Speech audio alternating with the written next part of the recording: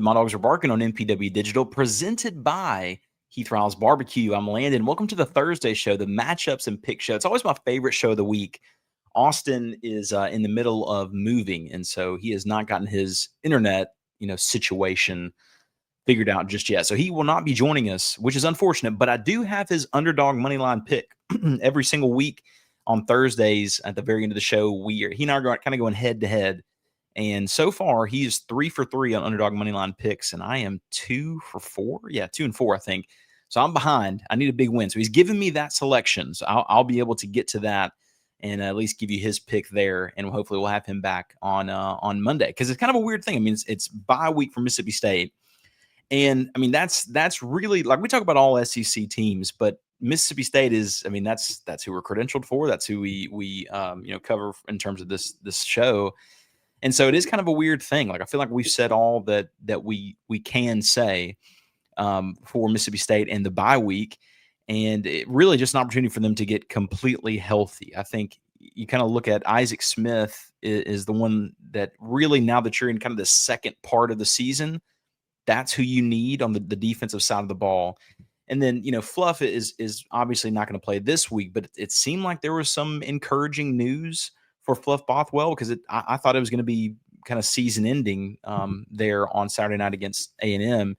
And so we don't have any sort of definitive like timetable on kind of a game for him to return by. So it'll be interesting to see what State does against Florida. I mean, obviously having Davon Booth being the main guy, but then Xavier Gayton, does Seth Davis get some carries? There's a lot of exciting things to think about, because there's, and also, was it Colin Wilson, the Gulf Shores running back, I think he's played some of the special teams this season, but he could also get some carries down the line as well if they need it.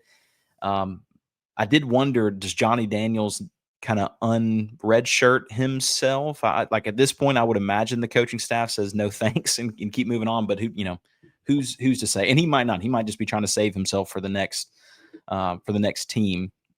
But and he's not come out to say that. There's not been an official report. I get that feeling. Him kind of leaving at this point. So there are several SEC games this week that are huge. We're going to cover all of them, and including a couple of national games as well. But there's a lot of storylines that can kind of come out of this weekend, and so I'm excited to get to that, and excited to talk through all of those things. But before we get there, I want to let you know that this episode and every episode of My Dogs Pod is presented by Heath Riles Barbecue, our presenting sponsor. And look, if you're not going to go tailgate this week, you might as well kind of hone in some of your tailgating skills, try something new, and use some Heath Riles barbecue rubs in the meantime. We'll save you some money if you do. Heath Riles is home to award-winning rubs, seasonings, sauces, glazes, marinades, and injections. Created by 2025 Memphis MA Grand Champion and 81-time Grand Champion Heath Riles, who will be on this show. Let's see where we are in about a week and a half. I'll announce that date next week, but really excited to get to hear from him. But man, his products are trusted by pit masters, but also just backyard cooks alike. Just like me, for bold flavor and winning results. You can shop his full lineup online at heathrilesbarbecue.com. Go to 15,000 retailers nationwide. But like I said, I'll save you some cash, man. Go to heathrilesbarbecue.com, enter promo code DAWGS10, DAWGS10 at checkout, and get 10% off. And you won't regret it. A lot of the things we cook, if you're going to get a compliment on something, man, the seasoning really does help out with that. And his competition rub, I mean, obviously it's won him money, but it's so good on some ribs. If you're gonna do some baby backs, which are my personal favorite, although I'm not going to say no to anything. I'm super excited for any sort of barbecue. Thinking about, Florida State's on the road going at Florida. So obviously I'm not planning on going to Gainesville with a new baby and everything. So thinking about getting some Heath Riles rubs out for to smoke a gator. I've had gator meat, but I've always wanted to see like what that would look like to invite a bunch of folks over and do like a full gator. So, I mean, there was a goal I had for something in my personal life that was over a year-long process, and I finally have gotten there. And so all that time I said, once I hit that goal, I'm going to smoke a gator, because it sounds kind of ridiculous, but I actually did it. So I'm going to go for it, man. But Heath Riles will have you covered. Grill with confidence, season like a pro with Heath Riles. And look, are you looking for your new favorite Mississippi State hat? Look no further. Hovey hats are high-quality headwear They'll have you and your friends asking about them. And you can take a look at their collection of Mississippi State hats at hoviedrygoods.com, Hovi drygoods.com. Hovi offers limited edition hats in small batches, bringing a fresh look to some of your favorite teams. So grab your new favorite Mississippi State hat at hoviedrygoods.com. I'm wearing this one here. Every Thursday, obviously, except for today, since Mississippi State's on a bye week, we have Hovi is sponsoring a giveaway, a hat giveaway, every single week for the rest of the season. And all you have to do on Thursdays when I make the Twitter post is give us your prediction for the score and the winner of the game. And I mean, we started doing that, I think, the third game in. And so we've sent out 3 hats so far. Hovi does. Hovi will mail it right to your house. So check out Hovi. Hovi has a lot of really cool, unique hats, and they are certainly some of my favorite to wear, especially like the performance kind of deal. I'm a big fella, and so like having anything that's breathable, I'm all for it. And speaking of breathable, man, if I'm ever having breathing trouble, some dizziness, some sinus allergy related, voice related needs, I'm going to holler at ENT Physicians in North Mississippi. As the largest ENT practice in the state, their goal is very simple: deliver fast, comprehensive care for patients of all ages with ENT, allergies, sinus, dizziness, balance, and voice related needs, with same day or next day appointments with ENT urgent care for that annoying cough or sore throat, in-office CT scans, and same day allergy testing, and access to their comprehensive audiology team offering a full range of services from hearing aids and custom hearing protection to potential surgical options. ENT Physicians in North Mississippi are committed to removing barriers to care. They now have new locations in New Albany and Starkville, in addition to Tupelo, Corinth, and more. Get more details at entmississippi.com or call 662-844-6513. Let's get to the matchups. And of all the games that are happening this week, and again, in the SEC, there's some pretty important games. Let's go ahead and get to this Alabama-Missouri game, because I've been thinking about this one. So the line, I think, at the beginning of the week started at 4.5 or so. The line's gone down to 3. So it's Alabama's favored by 3 on the road at Missouri. And as you know, Missouri can score some points. Missouri's offense this is going to be really tough. I mean, even in the last couple of years, and I live in Tuscaloosa, and so hearing the Tuscaloosa fans, they every time they have to go on the road, they get really nervous. And I mean, no one likes to play away from home, but it is just kind of an odd thing because you think of Alabama fan being confident at all times, pretty much.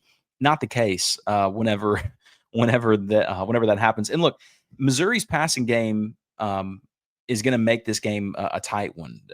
As well as Vanderbilt played, and they did really play well, especially being on the road.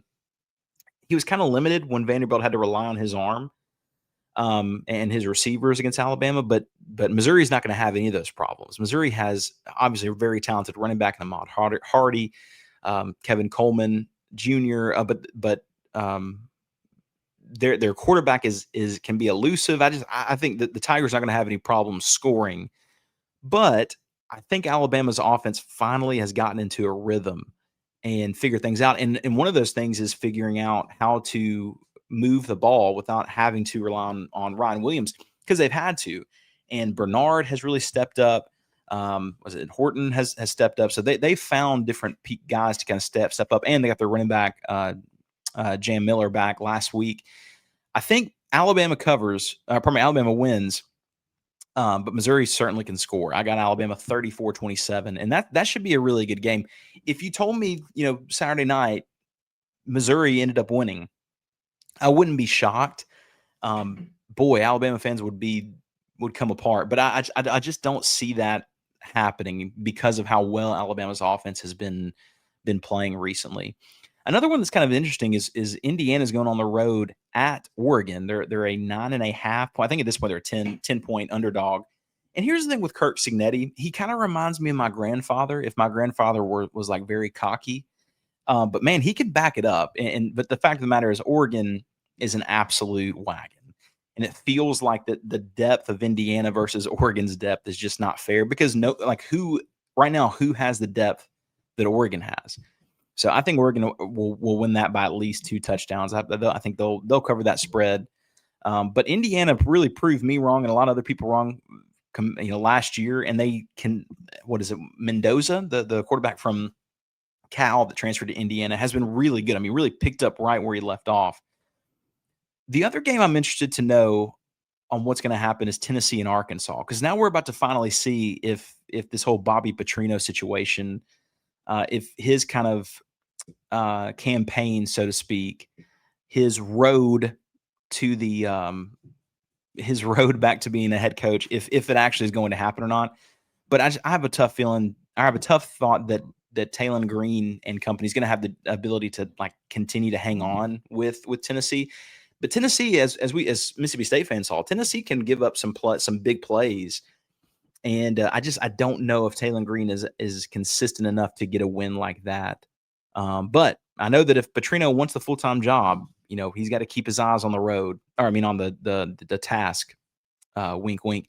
But another game in the SEC that is interesting. 2 years ago, Auburn, with a much less talented roster, played Georgia there in Auburn, and it was a really close game. I think it was tied at halftime, or Auburn might have been up 3. And it took Georgia everything they had to come back and or kind of push through and finish the game there. And as I mentioned, Auburn has a lot better talent pool this season.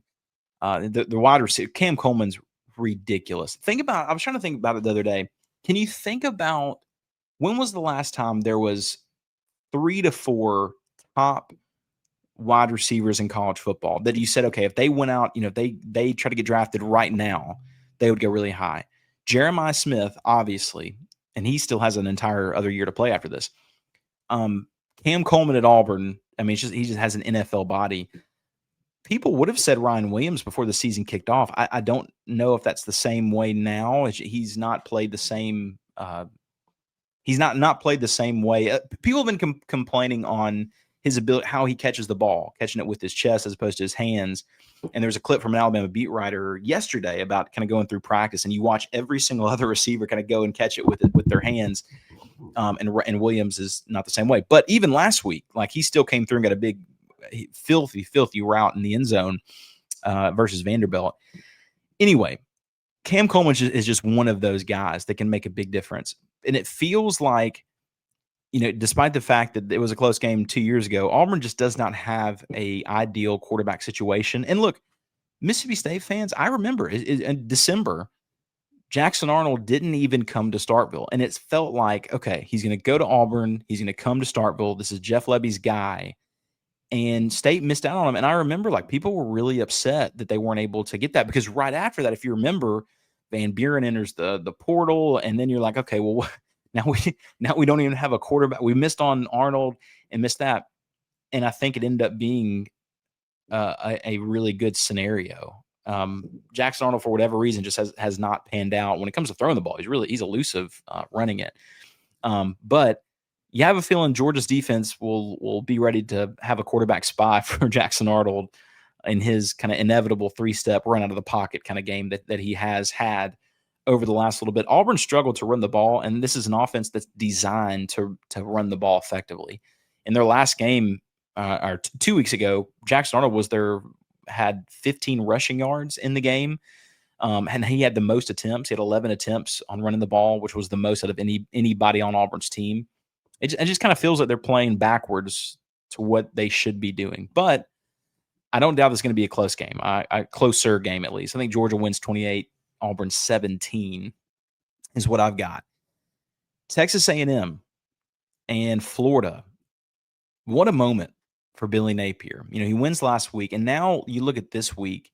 This is it. This is Billy Napier to turn things around at Florida. The Gators can erase all the years of controversy and Sunbelt Billy and talk with one win, but that's not going to happen. Texas A&M by 17. I like the fact that Florida.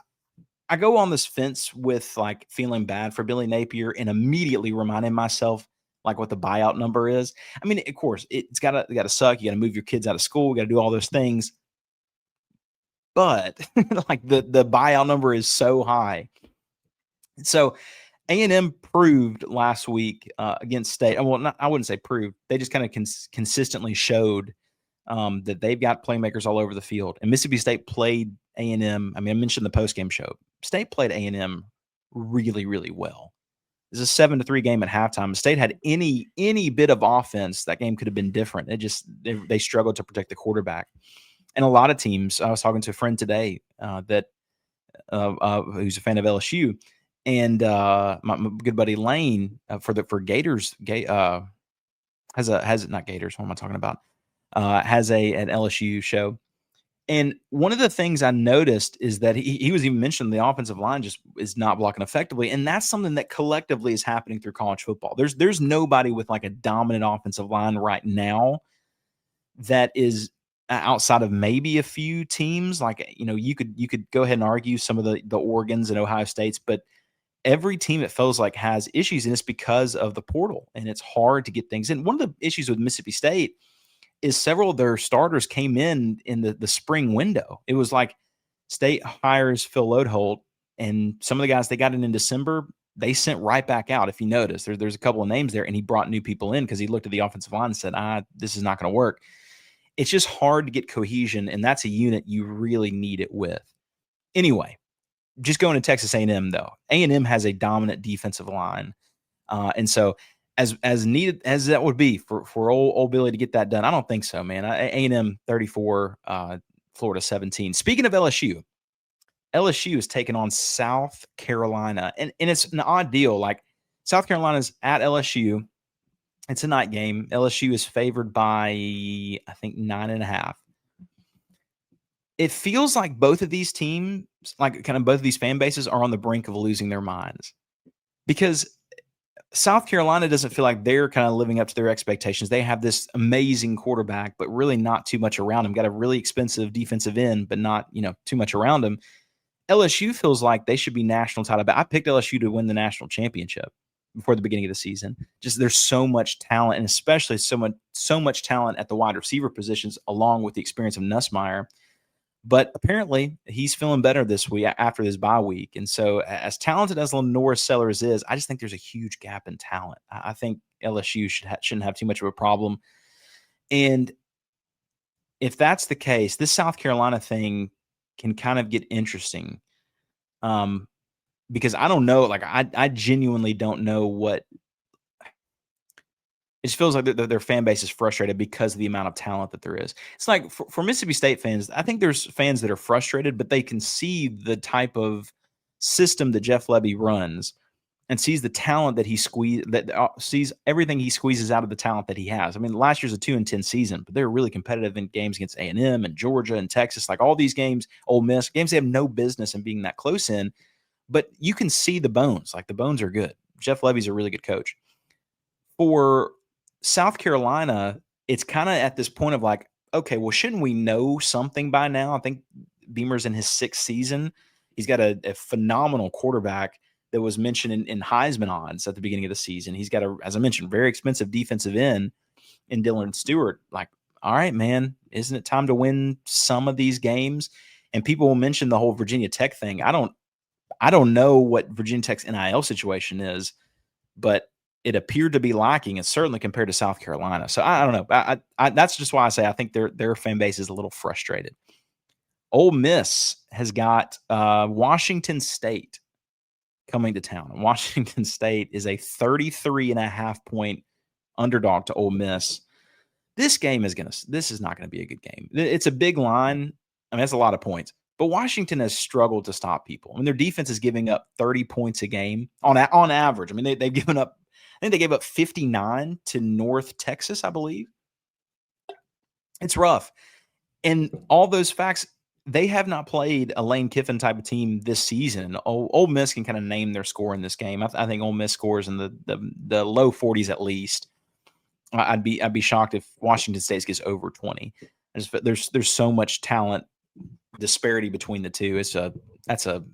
Washington State's a rough team, man. I hate it.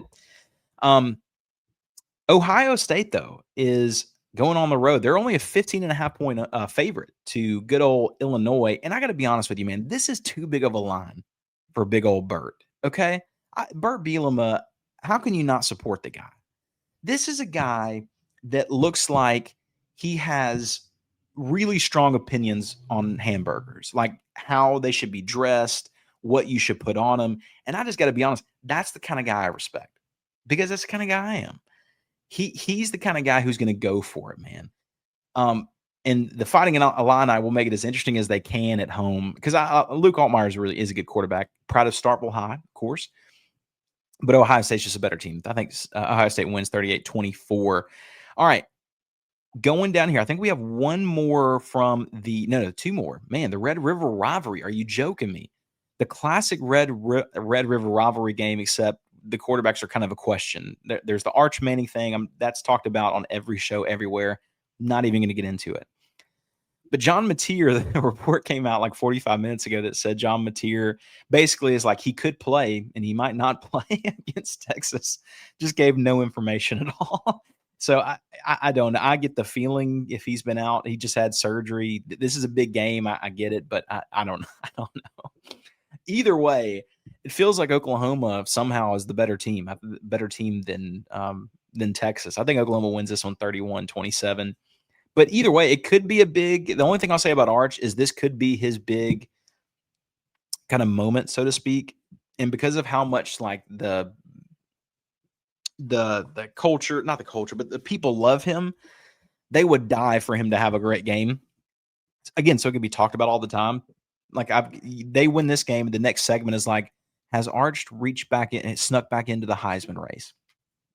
Just ridiculous things. And he's a Manning, I understand. But yeah, I think Oklahoma ends up winning this game. That's a team that really you remember at the beginning of the season, people were talking about, who's on the hot seat.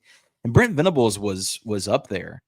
But he has done a really good job at Oklahoma. And obviously they have support that's there. John Mateer just shows like quarterbacks can change everything.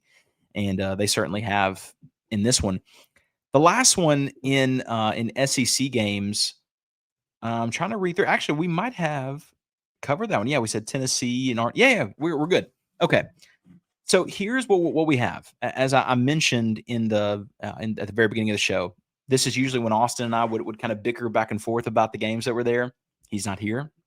But I do have his underdog money line pick. And he and I are going head to head. And someone brought up today and kind of a punishment idea. Because at the end of the season, we want to have some sort of punishment. And even if we're not doing something ridiculous. All right. This is not, fantasy football type. No one's taking the ACT test for something like that. Which I had to say, if there was like a worst case scenario, like punishment, I think I'd enjoy taking the ACT test over like a 24 hours in Waffle House kind of thing. Like that to me, that sounds pretty awful. Like you eat a waffle removes an hour. Like, because not only are you sitting there for forever, but you're also like, how after Thanksgiving or just after like a really big meal, you're just sitting there like, I am so miserable. Okay, well, picture you're so miserable and you're just in a booth at Waffle House at 3 a.m. You know what I mean? That's a little tough.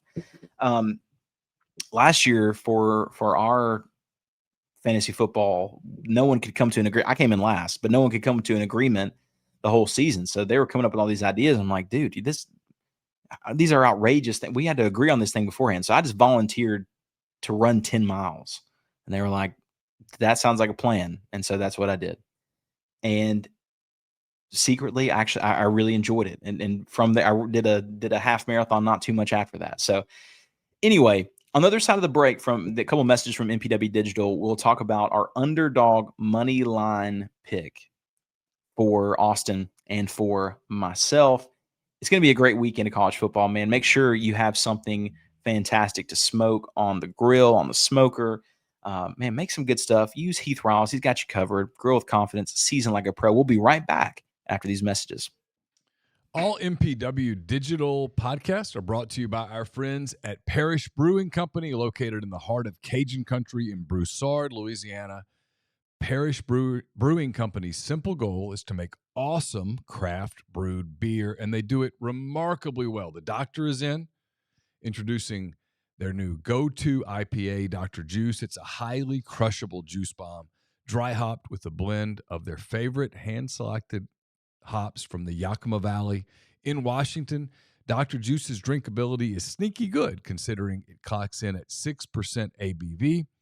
The pour glows a rich cantaloupe hue with a thick frosted haze, soft mouthfeel, an aroma and taste that's full of passion fruit, papaya, and blood orange, making it drink like a glass of freshly squeezed juice. They also have Ghost in the Machine. It's a double IPA brewed with obscene quantities of hand-selected Citra hops from Yakima Valley. Expect pungent grapefruit flavors and aromas, tropical fruit, less harsh bitterness than most IPAs. Again, it's Parish Brewing Company. Wherever you get your beer, check out Parish. Make sure that you look for them, because any beer that you get from Parish is going to be absolutely outstanding. Thank you from MPW Digital. Steps away from the drill field on campus and a short walk to Davis Wade Stadium, 5 Points Condominiums puts the Mississippi State University at your doorstep. The fully renovated, large 3-bedroom, 3.5-bathroom floor plans at over 1,600 square feet of living space feel even bigger with 9-foot ceilings. 5 Points Condominiums is a perfect place for Bulldog students, parents, alumni, and fans to call home. For purchase information on the best deal in Starkville, call Kane and Overstreet Properties at 662-323-8618. That's Kane and Overstreet Properties, 662-323-8618. Well, welcome back to My Dogs Are Barking on MPW Digital, presented by Heath Riles Barbecue. It's time for the underdog money line picks. Okay, Austin's pick is a team that I got. I think my last win 2 weeks ago came from this team. For whatever reason, they have been underdogs for several weeks, and I got to be honest with you, man, I don't really get it. I will say the only thing about this team is that they might not have enough hotels for where they're going to be. But that is the Arizona State Sun Devils. They are taking on the Utah Utes. And again, for the sake of them, I hope they can find a place to sleep. Jeez, man. But they are a plus 184 underdog against Utah. And Utah doesn't lose a whole lot in their own building at night. But Austin has that pick. And honestly, that's a really good one. Arizona State's proved to be a very good team. And it's a really good win for Mississippi State at the beginning of the season that'll continue to pay dividends. But look, I had to come up with something that would they're guys that are due for a win. And listen, they played a really good team close last week. They have a very good coach that came in from a UNLV, and that is the Purdue Boilermakers. Now they lost 3 straight. They fought in all 3. They played USC close, man. I don't care if they gave 56 points to Notre Dame. They also gave Notre Dame 30 points, almost got 30 points against Illinois, and they can score against Minnesota going on the road to row the boat. Minnesota's 3-2 this year, and they looked awful against Ohio State, but everybody does. But they also looked bad the 2 weeks prior. Have not been a great team. Barely got a win over Rutgers at home. Then they lost by 2 touchdowns to Cal. I think Purdue and Barry Odom, I think they're due for a win. I'll be honest with you, I'm due for a win. I lost last week, and it's been up and down, but I think this is going to change things. So look, we need suggestions. What should the punishment be for Austin at the end of the season? Who ends up? I'm thinking like an expensive meal. I'm thinking like some steak in Birmingham. That's the thought that I have going into this. Out of all the games we talked about today, what's your lock? Who is the team that you feel like is going to pull off the victory, especially in the close games? You know, Georgia and Auburn, they're on the road at Auburn. Alabama's on the road at MSU. Oklahoma and Texas are playing one another. A lot of good games this Saturday. I hope you have a great time this Saturday with family, with friends. Enjoy yourself. And, man, it should be a great day. As always, thank you so much for listening to My Dogs Pod on MPW Digital, presented. God bless you by Heath Riles Barbecue. We'll holler at you guys next time. Give us a follow on Twitter. It's just at MyDawgsPod to stay up to date with all things Mississippi State and to be a part of giveaways that we have. And yeah, man, we thank you guys so much for listening. As always, have an awesome weekend with family. We'll be back on no show Saturday. We'll be back on Monday.